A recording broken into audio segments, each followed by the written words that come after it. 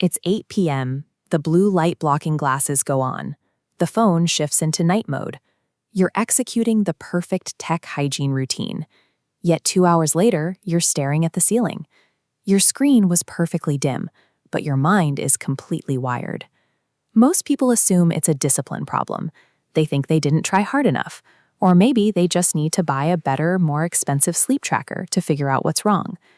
The counterintuitive part is that your frustration is justified and your effort is valid. You're just aiming that effort at the completely wrong target variable. Sleep advice usually starts with the exact same directive: put the phone away. It treats the physical device, and specifically its glowing pixels, as the enemy of rest.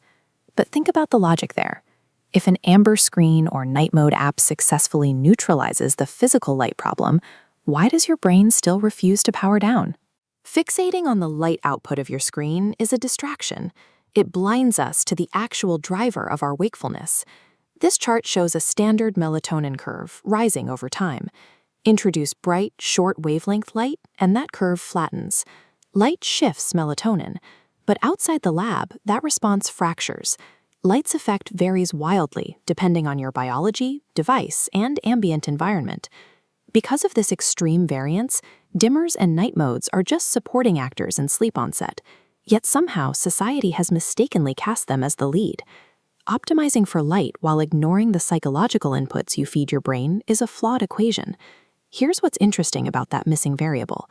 The thing actually controlling your sleep latency is emotional and cognitive activation. It's the content you consume, not the hardware.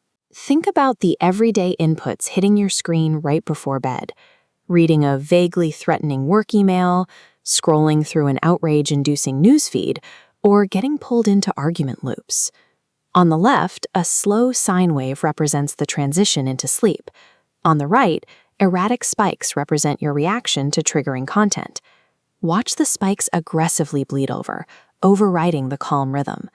Sleep requires biological surrender. Vigilance requires the opposite. They cannot coexist. For highly capable, ambitious people, the retinas aren't what stubbornly stay powered on. It is the mind's problem-solving engine. You can read high-arousal content on a perfectly dimmed amber screen, and your brain will still hit full cognitive activation. The physical tech hygiene is rendered useless by the mental input. To actually fix sleep latency, we have to abandon the gadget-obsessed tech hygiene and adopt a structured wind-down hierarchy.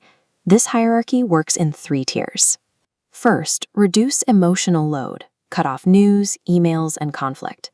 Second, reduce cognitive load. Explicitly write down tomorrow's tasks on paper.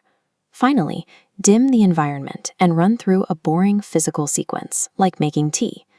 This hierarchy works because it forces you to shift your attention away from managing the glowing box and puts the focus on managing your relationship with the input. Achieving internal calm requires systematically powering down the mind's software before you worry about the room's physical hardware. You can start testing this tonight. Pick a strict 60-minute window before you want to sleep. For the first half of that content, no news, no arguments, and absolutely no work pings. You'd think the rule is to hide the device, but you can absolutely keep using your exact same phone during this window. The catch is that you only use it to consume low-arousal, non-triggering material, like a calm audio track or a boring article. If you take one thing from this, for 1 week, ban high-arousal content in the last hour before bed. No breaking news, no heated arguments, and no work pings. Keep your same phone if you want. Change what you feed your mind. Notice if sleep comes easier before you buy another gadget.